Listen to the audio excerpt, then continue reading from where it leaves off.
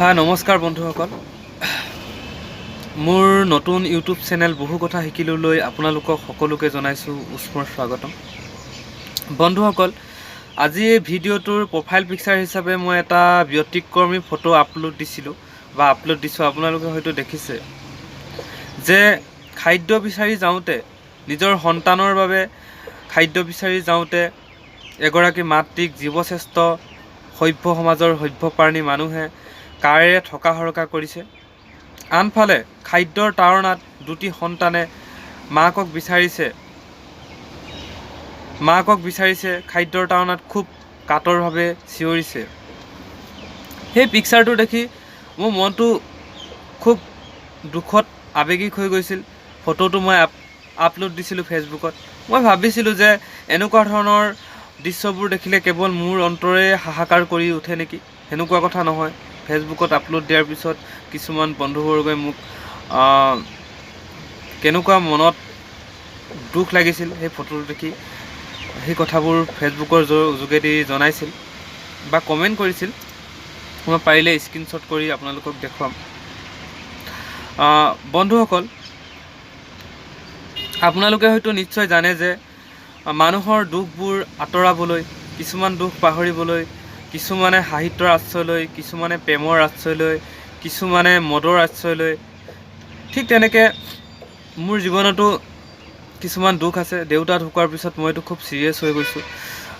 এতিয়ালৈকে মই পাহৰিব পৰা নাই সেই বিষাক্ত বেদনাবোৰৰ কথা। সেইবাবে মোৰ দুখবোৰ আঁতৰাবলৈ, পাহৰিবলৈ মই বিশেষকৈ দুটা বস্তুৰ আশ্ৰয় লৈছোঁ। এটা বস্তু হৈছে বাঁহী আৰু আনটো বস্তু হৈছে সাহিত্য। সেই দুদিনমানৰ আগত মই এইটো বাঁহী ফ্লিপকাৰ্টত অৰ্ডাৰ কৰিছিলোঁ।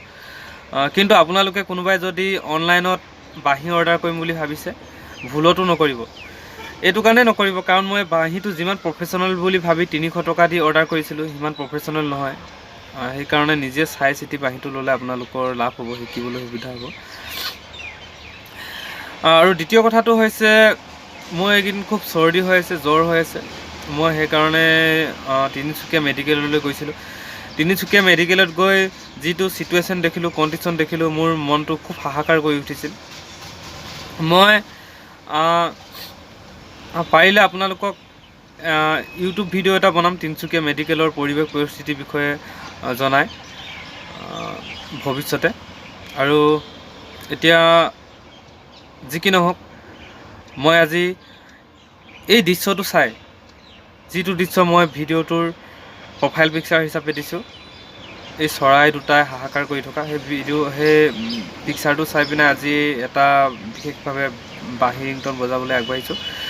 আচলতে বাঁহী ৰিংটনটো মিনিংটো এইটোৱেই যে আমি ৰং বিচাৰিছোঁ, ৰং দিয়া বুলি আমি ৰং বিচাৰিছোঁ। কিন্তু ৰং আমি কেৱল মানৱ সমাজৰ মাজতে বিচাৰিলে নহ'ব। জীৱশ্ৰেষ্ঠ মানুহ হিচাপে আমি প্ৰকৃতিক ভাল পাব শিকিব লাগিব, চৰাই চিৰিকটিক মৰম চেনেহ কৰিব পাৰিব লাগিব, তেতিয়াহে আমি ৰং বিচাৰি পাম।